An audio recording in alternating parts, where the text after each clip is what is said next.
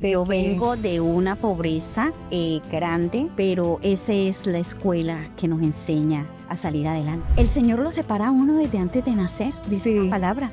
La violencia psicológica es mucho más dañina y ¿quién cree que la física? Y el silencio clama gritos, porque hay que romper el silencio, porque vivimos calladas, porque cuando la violencia es de un narcisista es fuerte.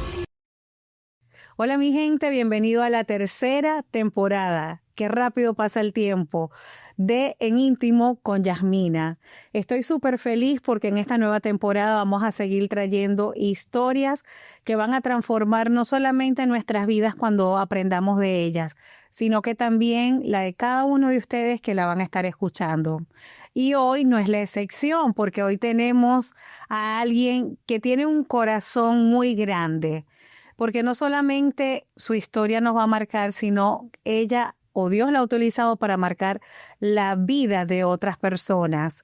Y tenemos a nosotros, hoy con nosotros, a Mirjek. Ella es la presidenta de la fundación acá en Orlando, la Fundación Corazón de Impacto. Estamos en vivo. Corazón de Impacto, que ayuda a todas aquellas mujeres que han sufrido de violencia de género.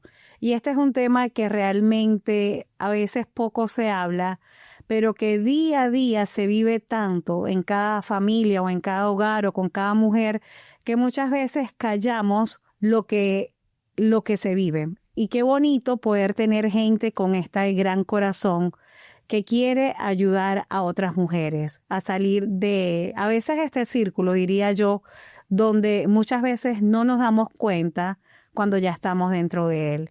Pero no quiero seguir ya hablando, sino que quiero presentarla.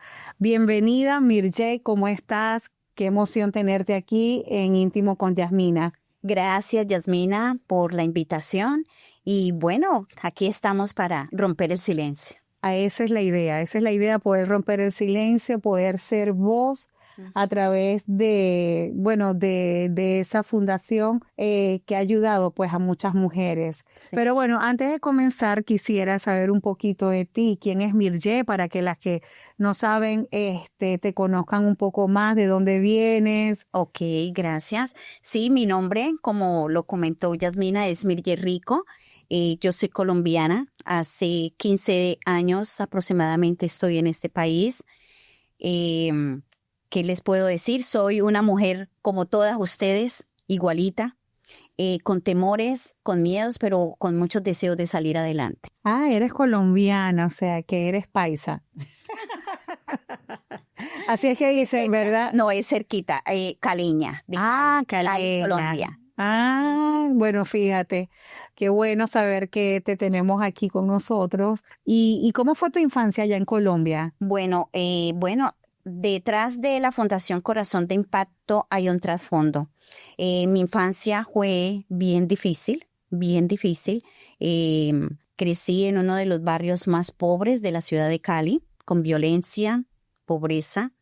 Vengo de no sé si de pronto conocen, pero vengo de un lugar que se llama Invasión, donde las personas invaden un terreno y arman la casa, y esa era mi mamá. Mi mamá se armó, escogió un terreno y yo esa era mi infancia, llenar la laguna de tierra y dormíamos de noche y de día, volver a conseguir tierra para poder dormir bien de noche. O sea, que no tenías un hogar fijo, un techo fijo, simplemente. Yo vengo de una pobreza grande, pero esa es la escuela que nos enseña a salir adelante, a perseverar. ¿Y cómo ustedes fueron saliendo? Bueno, de mi infancia siempre yo tuve esa, ¿qué se puede visión, decir? Pudiera ser. O esa astucia de una niña pobre. Yo siempre soñé con yo soñé con ser rica, con tener dinero, con ayudar a la gente. O sea que fíjate, desde donde estaba tu mente estaba visualizando algo mejor. Desde pequeñita yo siempre siempre tuve esa intención dentro de mí de salir de donde yo estaba.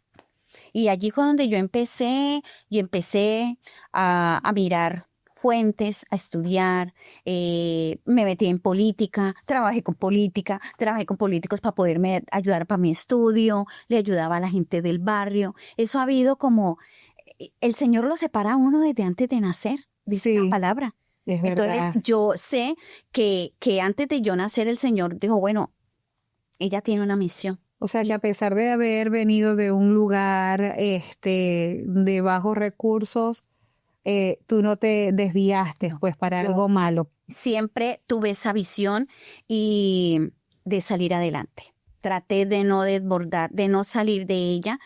En cuanto en la vida nos da muchas enseñanzas y a veces uno se sale, pero vuelve otra vez al camino, y eso ha sido mi reto hasta el momento, porque todavía no he llegado, todavía hay mucho por hacer. Así es, pero qué admirable, de verdad, porque no hay excusa para cuando suceden ese tipo de situaciones. A veces hay personas que colocan, digo excusas como excusas en sus vidas de que, mira, yo nací así o mi padre fue así, yo voy a morir así. Y no debe ser así, simplemente tú tienes que tener en tu mente, no es fácil porque tú estás dentro de un entorno que a veces no te hace surgir, pero si tú tienes una visión y confías en esa intuición que a veces Dios pone en uno, van a venir cosas bonitas. Exacto, sí. Pero mejores. Sí. Pero tú preguntándome sobre mi infancia, sí, mi infancia fue bien fuerte, bien fuerte. Cuando te refieres a fuerte, ¿qué exactamente fuerte? Que viví en violencia doméstica, que yo viví viendo a mami recibiendo maltrato, violencia, que yo también la recibí, y recibí violencia física, psicológica, pero a pesar de eso, yo tenía una visión, que era salir de esa pobreza y que era ser diferente y ser muy diferente a mi mamá.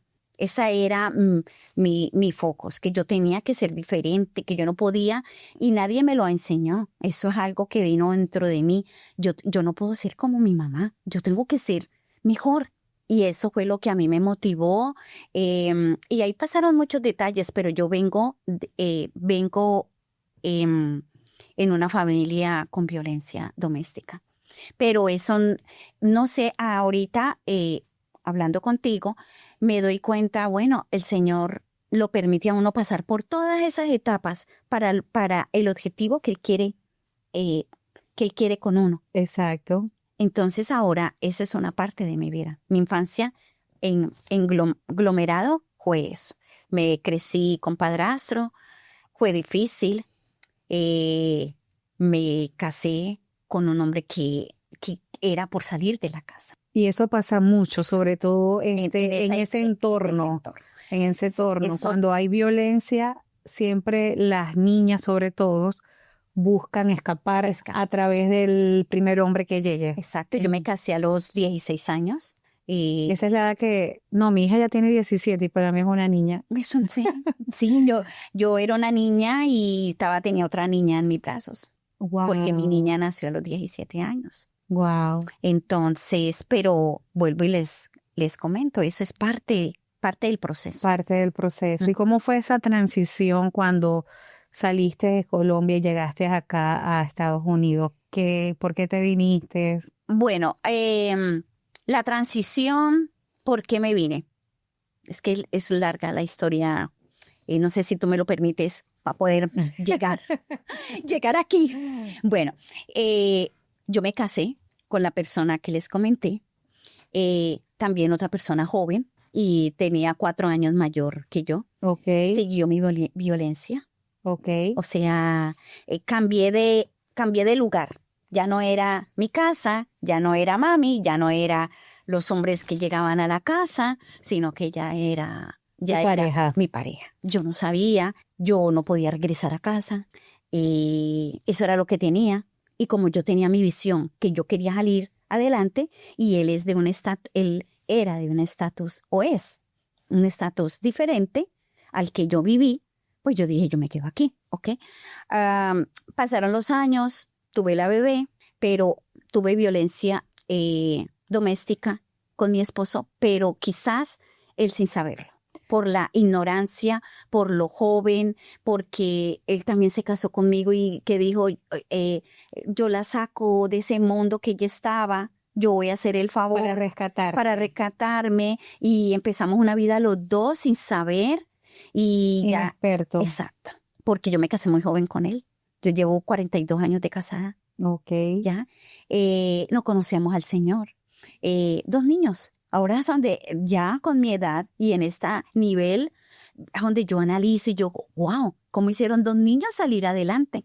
Y con un entorno distinto, pero fuerte. Fuerte. Pues, con experiencia. Exacto. En ese entonces la mamá se vino para Estados Unidos. Te estoy hablando 30 años más. No, te estoy hablando, la misma edad, de 40 años. La mamá se vino. Entonces, ahí empezó con la idea de quizás de que íbamos a llegar aquí, pero eso no pasó ahí mismo. Empezó los años a seguir.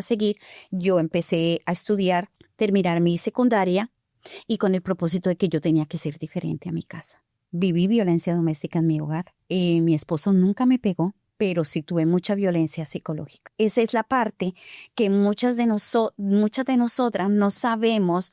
La violencia psicológica es mucho más dañina, y quién cree que la física. Porque la física, tú le das un golpe, le dan un golpe, se curó y that's it, quedó la seña, pero la psicológica queda en el subconsciente y es bien difícil de sanar. Queda arraigada pues en tu vida. Eso me gustaría ahondar un poquito en eso. Cuando hablamos de violencia, ¿cuántos tipos de violencias es que existen? Yo conozco, la más popular es la física. Digo popular porque es la más evidente. Está la psicológica, pero existe está la laboral. Okay. Está la laboral, la psicológica, la física. Son las más nombradas. Sí. Okay. Son las más nombradas y la psicológica es fuerte. Sí. Es fuerte. Es fuerte porque a veces nosotros podemos decir algo, una palabra mal dicha, y eso hace efecto en la otra persona. Y sobre todo que en muchos casos la mujer tiene un estado de vulnerabilidad ante el hombre.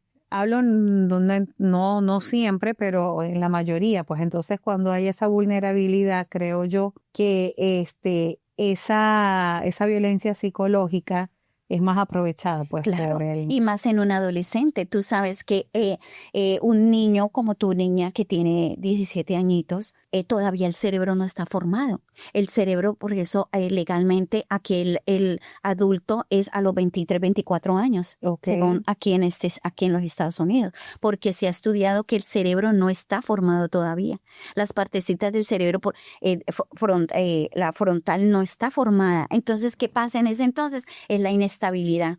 Es la inestabilidad del adolescente. ¿Que será que sí? ¿Será que no? ¿Será que me conviene? ¿No me conviene? Entonces allí, volviendo al pasado, volviendo a mi historia,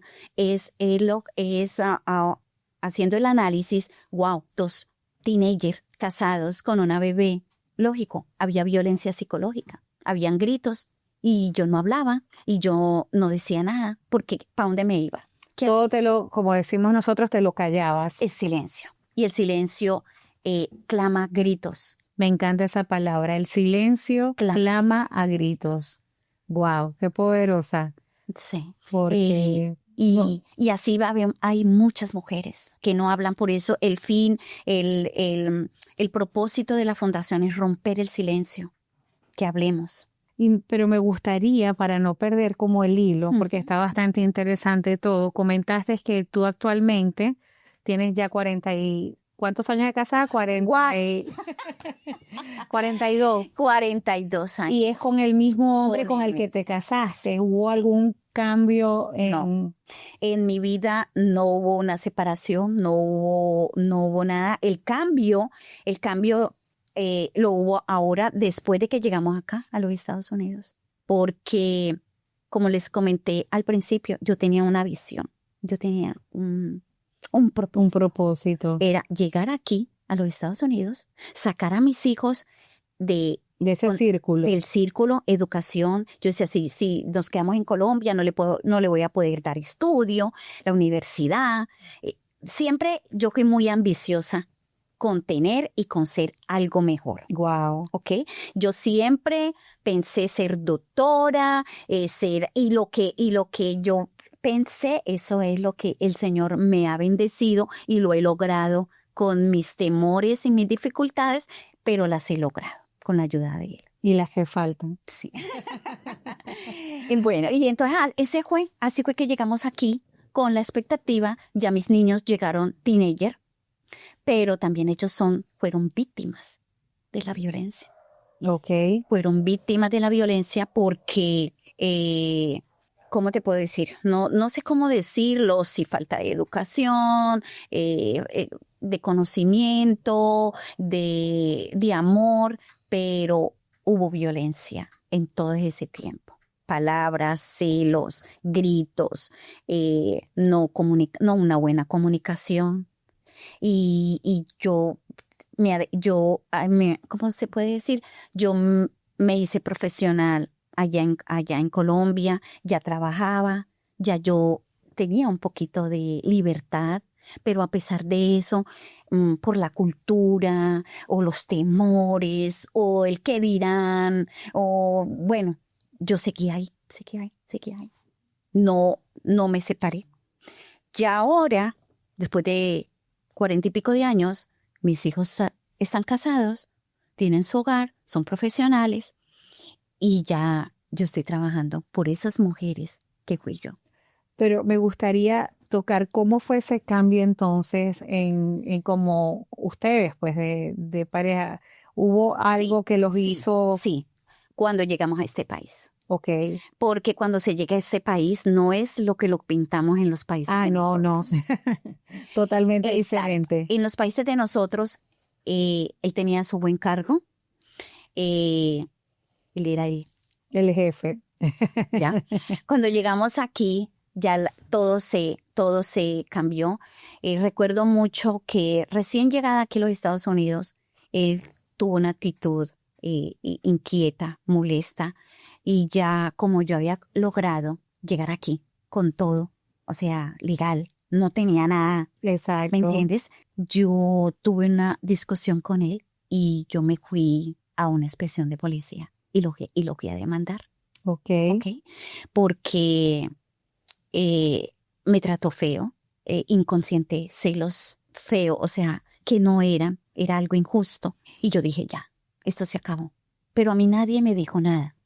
Yo no tuve una consejera, yo no tuve una mamá que me dijera, yo no tuve una amiga, nada, sino que ya pienso que yo dije, ya, hasta aquí. Ese era mi objetivo, ya yo venía trabajando todo eso. Ok. Ya, y mi objetivo era separarme. Fui a la inspección de policía y cuando hablé con la persona me dijo, tú sabes que si yo hago el reporte, a él lo deportan para Colombia. Cuando ella me dijo eso, yo dije, wow, yo no puedo hacer eso. Mis hijos, ¿qué dicen? Yo no puedo hacer eso y yo estoy aquí es por él. Dios y él, pues porque él es el de los... Exacto. ¿Me entiendes? Y yo no puedo hacer eso. Entonces me dijo la señora, piénselo, regrese y mira a ver qué pasa. Yo regresé y yo dije, no es el tiempo, voy a seguir. Entonces, en esa época, el Señor envió a alguien. Yo me fui a llorar en una piscina del condominio donde vivía. Me dice, Señor, ayúdame. No sé qué hacer, pero yo no puedo vivir en esto. Ya estaba cansada, psicológicamente, porque yo no le decía a nadie nada. Pero la inconformidad de él, la manera de ser de él, eso a mí no estaba bien. Cuando una señora se arrimó y me dijo, ay, que si yo era vecina de allí, y me invitó a su iglesia, como para resumir, me invitó a su iglesia. Cuando yo regresé al apartamento donde estábamos viviendo, él me dijo, mire, arreglemos, miremos qué hacemos. Y yo le dije, bueno, pero si quiere vamos a la iglesia. Él no iba a la iglesia. Y somos conocedores de la palabra. Yo me bauticé la edad que tiene mi hijo. Ok. ¿Ya? Y entonces decimos que no, que todavía no. Y luego pasó unos días y luego él vio mi decisión, porque mi hija fue la que primero consiguió empleo. Y entonces mi hija me dijo a mí, mamá, ya no más. Vámonos a vivir en un apartamento, yo lo pago. Ella, el primer trabajo fue en el aeropuerto y ella cogió con el dinero. Mamá, vámonos. Wow. Y dejemos a mi papá. Ese momento yo le dije, listo, porque yo ya eran muchos años. Ya la niña tenía 20 años cuando llegó ella aquí. Sí, 20, no, o menos o más. Y entonces en ese entonces, cuando él vio que su familia se estaba derrumbando, él se arrodilló en la hora del testimonio. Él se arrodilló y le pidió perdón a Dios y que lo ayudara a cambiar su manera de pensar, su altivez, ¿cómo era él? Ahí empezó el cambio. O sea, Cuando él vio que la familia ya se iba a separar. Y viste un cambio a raíz de allí. A raíz de ahí empezó. Pero es un cambio no progresivo. No es un cambio que yo les diga, no, ya, igual a la iglesia y ya el otro día. No. No, es un cambio como todo, progresivo. Exacto. Y ahí empezó el cambio, pero yo empecé a cambiar también, a valorarme, a decir, bueno, ya esta persona maltratada, ya, stop. Y yo veía, mi hija me dio el valor a mí. Mi hija, o sea, ella a pesar de los pocos años, ella vio hasta donde yo mengué para poder lograr un estatus mejor, pero a pesar de que nosotros pensamos que el estatus es el beneficio del progreso económico, educativo, yo estaba... ella veía que no era feliz. Y fíjate que, como dices tú, a veces nuestros hijos son nuestros mejores maestros. Y ella ha sido una de mis maestras. Y ese es más o menos el trasfondo de mi historia. Y es interesante saberla, pues, porque ya de allí podemos más o menos ya tener en cuenta qué es lo que viene, porque cómo nace ese amor por crear una fundación que exclusivamente vaya a ayudar a las mujeres que sufren de violencia de género. Exacto, sí. Y bueno, más o menos esa es una parte. Es una parte de la historia. ¿Y cómo nació esas ganas de querer abrir la fundación que hoy en día lideras? Bueno, porque hay que romper el silencio, porque vivimos calladas, a veces damos por normalizar muchos detalles y nosotros tenemos que valorarnos, saber que nosotros somos seres humanos como ellos, que nosotros necesitamos que nos mimen, nos consientan, igual como ellos también necesitan que los mimen y los consientan, no con malas palabras, no con altivez, y que haya ese espacio de cada uno de nosotros, porque así como nosotras necesitamos un espacio, ellos necesitan también un espacio. ¿Cómo nació la fundación? La fundación lleva 5 años. Empezamos con otro nombre muy diferente al que tiene ahora, porque arrancó de un grupo de oración y antes de eso ya había sucedido un acontecimiento dentro de mi casa, ya aquí en los Estados Unidos. Es algo que cuando tú me invitaste a tu programa, el Señor esta mañana me lo puso. Yo lo había dejado en el subconsciente. Tú sabes que todos nosotros tenemos una partecita, un armario por allá escondido y lo tapamos. Pero esta mañana ese armario se abrió.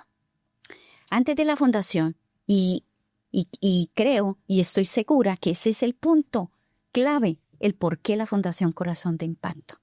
No es ni siquiera lo mío. Sucedió que mi hija se casó, ¿ok? De igual manera, llegamos aquí, conoció a su esposo. Y él era otra persona joven, pero no tan joven como yo. Cuando no tan joven. Se casaron. Ella ya tenía 20 años. Ese es el problema que pasa. Yo no sé si viene de creencias, viene de cultura. Esa es la palabra. Viene de cultura que muchas veces nuestros abuelos, algunos padres dicen los problemas del matrimonio se resuelven en el matrimonio. Pero el problema es que cuando hay un límite, cuando ese límite se pasa, exacto, muchas veces ni siquiera se puede resolver después porque ya hay una víctima que está muerta. Exacto. Y después, como venía escuchando en estos días, que decía, qué triste que después que la persona muere, o la mujer muere en este caso, es que dicen, ay, tenías razón. Exacto. Y es triste porque muchas veces esa cultura lo que hace es traer este tipo de situaciones que acaban pues con muchas vidas. Con muchas vidas. Y la misión y mi propósito en la fundación es eso, abrir los ojos de todas las mujeres, de todas las mamás, de todas nosotras, que escuchemos, que miremos, que no nos limitemos por el idioma. Yo me sentí limitada por hacer una llamada a un 911, no sabía si él estaba en lo correcto, no sabía las leyes que hay aquí que nos pueden defender, que tenemos ayuda. O sea, fue un momento que yo digo, wow, ¿yo por qué dejé pasar ese momento? Entonces quizás ese fue el detonante para yo formar una fundación. Y a pesar de que en ese momento yo no salvé, sí, digámoslo así, no salvé a mi hija en ese momento, en esa crisis que ella estaba, yo sé que por medio de la fundación hemos rescatado a muchas y les he hablado a muchas. Quizás esa es una parte de sanación que personalmente yo lo he tenido. Que lo que tú dices es eso, y es bonito rescatar. Lo que no, cuando tú pasas por eso, y es bueno como que enfatizar en eso, pues porque algunos se preguntarán, pero sigue con la misma persona. Es que ya hubo un cambio, ya hubo una transformación. Exacto. Ya hoy en día, en este caso tú estás hablando de muchos años atrás, de parte de tu historia, que en ese momento tal vez no tenías las herramientas y que hoy para que muchas mujeres no pasen por esa situación o por ese desconocimiento que tú tuviste y muchas mujeres tienen, sepan que está esa vía y que, bueno, también pueden haber cambios positivos como es el caso, tu caso y el de tu hija. Pues. Sí. Y ese fue, tú me hiciste la pregunta de por qué la fundación, ese fue un detonante. Ese fue un detonante que yo dije, yo tengo que hacer algo. Yo tengo que hacer algo y porque ese es el gran temor de las mujeres que venimos de estos países, los hondureños, los nicaragüenses, ellos no saben hablar. El índice de violencia doméstica es alto en todo el mundo, no es solamente en los Estados Unidos, es en todo el mundo. Mujeres que tú no crees, pero en el caminar, en la forma de caminar, en su hablar, uno se da cuenta lo vulnerables, lo tristes de estar viviendo, ¿ya? Entonces, ese fue el detonante. ¿Y por qué Corazón de Impacto? Porque corazón es vida. Ok. Es cambiar de vida. Ah, me encanta. Y impacto es lo que hacemos dentro del corazón, dentro de esa vida, cambiar vidas, que hemos cambiado vidas. ¿Y cuál ha sido ese desafío desde que comenzaste la fundación más difícil que han vivido como fundación? Como fundación dentro de alguna de las personas que han entrado o como fundación en sí. Como fundación en sí es una lidia porque nosotros somos no profit, no tenemos ayuda del gobierno. Es bien difícil, ahí estamos en el proceso. Entonces nosotros nos movemos con ayudas de terceros, de empresas. Exacto, sí. Pero no tenemos ayuda del gobierno, entonces... Ese ha sido uno de los retos. En ese momento, pero siempre hay personas que nos ayudan y que mujer que llega a la fundación nunca se va sin una palabra de aliento o si necesitan económicamente, siempre algo hay para darles. ¿Y hay alguna historia en estos 5 años, claro, sin detallar nombres porque sabemos que hay que proteger el nombre de la víctima? ¿Hay una historia que te haya marcado de tantas que han pasado en este tiempo? No marcado, a ver, te puedo decir, no digamos la palabra marcado, quizás de gozo, de alegría, de ver a una mujer más tranquila. Es esa parte. Te cuento un caso de violencia con un narcisista. Esta persona cruel con ella y nosotros luchamos, la bregamos en equipo, asesorándola, ayudándola, sosteniéndola y todavía está en el proceso porque cuando la violencia es de un narcisista es fuerte. ¿Qué es un narcisista? Es narcisista, es una persona que hace el daño y no siente. Él hace el daño y le da, más bien siente placer de hacer el daño. Que quiere que siempre lo estén aplaudiendo por las cosas que él hace. O la persona, porque puede ser hombre o puede ser mujer. Esta persona ha sufrido mucho, ya ahora está... ¿Qué tipo de violencia ha sufrido? Sufrió que le sigue el teléfono, le pone seguidores en el teléfono, localizadores, cámaras por todo lado. Entonces ellos, ese es un síndrome, es un psicópata. psicópata. Entonces ella vivía en un solo terror, en un solo miedo. Él me sigue, él me ve, él esto a todo momento. Y ellos no creen ellos creen que todo está bien. Nunca dan El narcisista lo ve como normal. Como normal. Si eso no es nada, si no soy yo. O sea, siempre. Y logramos, ese caso me impactó bastante porque duramos bastante tiempo trabajando en ella, trabajando en ese caso y ahora, con los años, apenas está aprendiendo a ser libre, apenas ahora. Wow. Pero ese caso me impactó.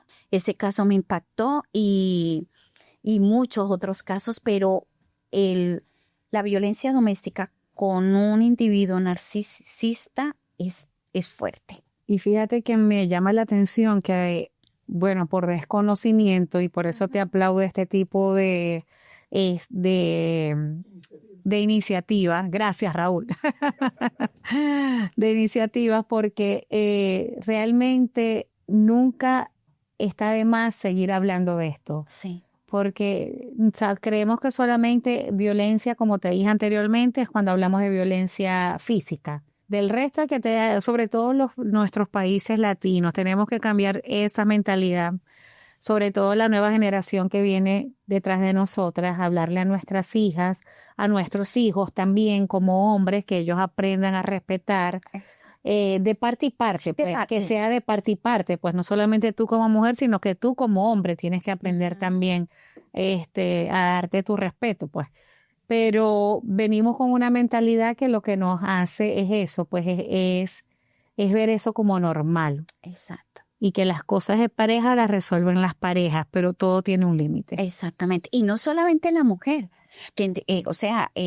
para poder expandir un poco más, el hombre también es maltratado. Sí, hay hombres maltratados. Y el hombre también, hay mujeres narcisistas. Sí.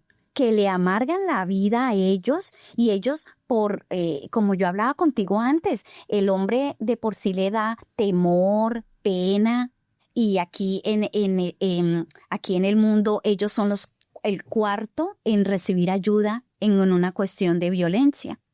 Entonces ellos prefieren quedarse en calles. ¿Para qué? ¿Yo para qué voy a denunciar a mi novia que me pegó, digámoslo así, porque a mí me han llegado casos que me pegó? Sí, ella es la que gana.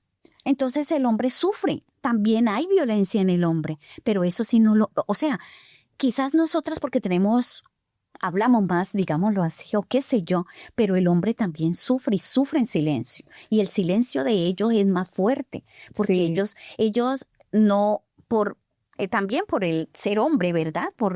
Eso te iba a decir, que yo creo que cuando pasa en el hombre, normalmente uno como mujer, siempre nos ven, bueno, no sé si es que somos vulnerables, sería la palabra, pero cuando uno ve al hombre que tiene esa imagen de protector, resulta que ellos se sentirán, pues, y te digo de cultura porque en muchas culturas un hombre dice eso y nosotros diríamos te caen encima para burlarse de ti. Exacto. Entonces hay hombres que realmente son maltratados, pero no se habla o ellos se callan porque ya saben, no solamente no voy a recibir ayuda de las autoridades, que las autoridades deben también tomar en cuenta esto, sino que también saben que no van a recibir ayuda de las personas que tienen alrededor, porque muchas veces quienes estamos alrededor somos los primeros que señalamos.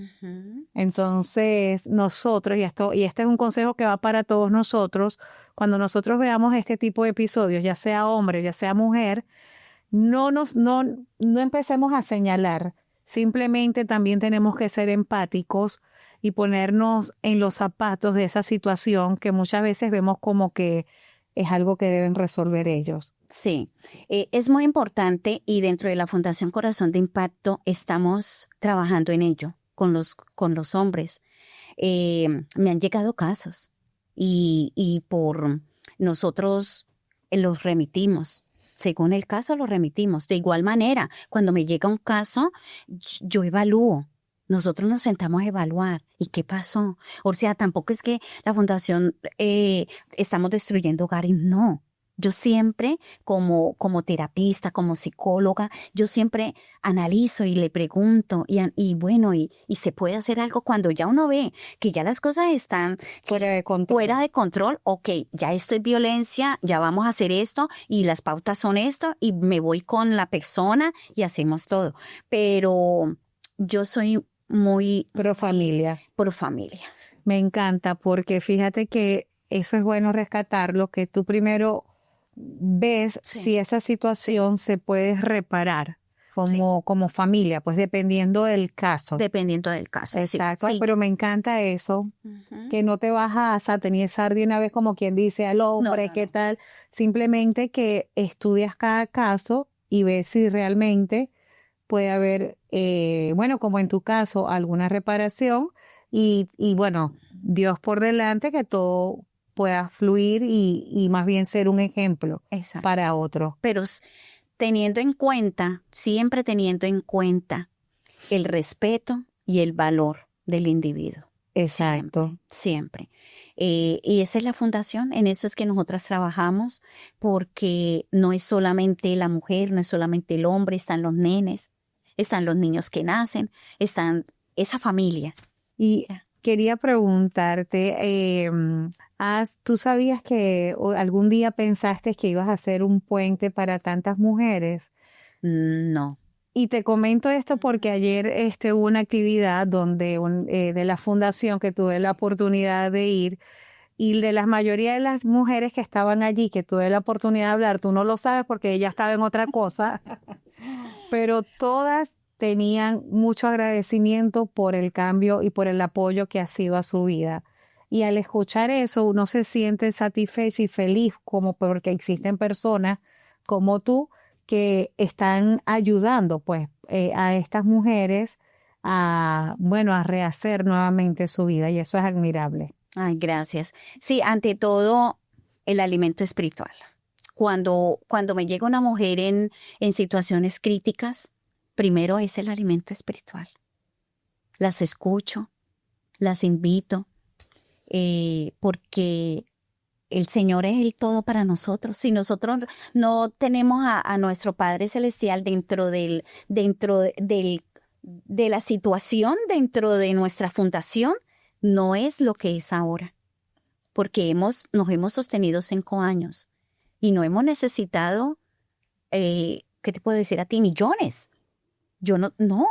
Para Pero cambiar vidas. para cambiar vidas, siempre hay allí, siempre hay alguien que ayuda a otro alguien. Yo a veces estoy súper ocupada en la oficina y ya todas saben porque cuál es el lema. Ya usted se restaura, usted me va a ayudar con otra chica. Vas y la visitas y vas y le llevas esto, va y esto.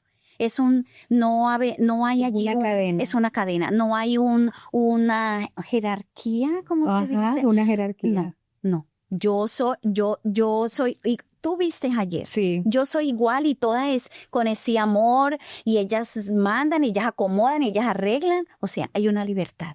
Sí. Y es la libertad. Fue bien bonito, realmente. Es la libertad de Cristo, digo yo, porque ellas ya aprenden a perdonar, aprenden a sanar.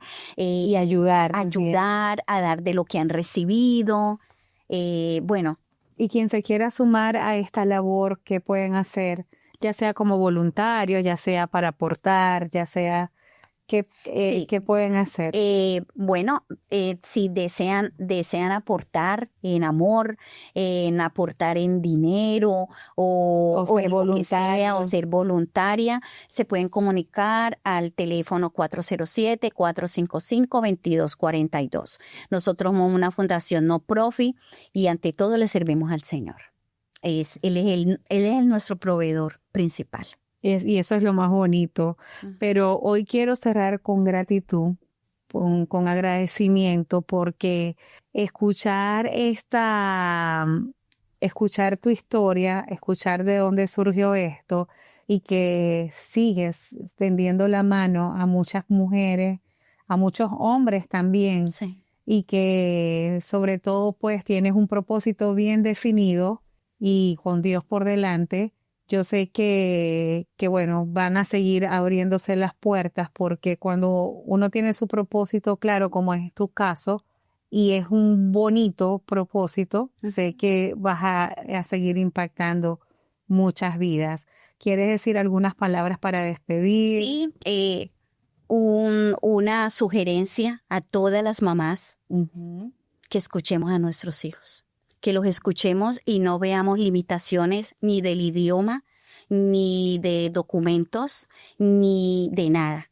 Que siempre recordemos que si un hijo llega a la casa a pedir ayuda es porque la necesita. Me encanta. Ese es la... Con lo que finalizarías, pues hay que escuchar a nuestros hijos y sobre todo hoy en día que a veces estamos tan desenfocados que creemos escuchar, pero lo que hacemos es oír, porque hay una diferencia. Exactamente. Entonces tenemos que aprender más a escuchar y sobre todo a nuestros hijos, porque aparte de que son nuestros grandes maestros, pero ellos también necesitan de nosotros. Es nuestro legado. Es nuestro legado, tal cual. Ellos son nuestro legado. Pero bueno, este es un recordatorio para que todos entendamos de que siempre podemos impactar vidas, ya sea con un granito de arena, ya sea de voluntarios, ya sea ayudando a nuestro vecino cuando vemos algo que está sucediendo, a otra mujer, algún hombre, siempre podemos impactar. Desde el espacio donde estemos y desde el lugar donde podamos ejercer lo que tengamos que ejercer. Sí. Gracias, Mirjek, porque tuvimos mucho que aprender de ti. Gracias por esa bonita labor que estás haciendo. Que sean muchos años más impactando vidas. Gracias a ti por invitarme a tu programa. Gracias por venir. Y gracias a ustedes. Los esperamos en otro próximo episodio.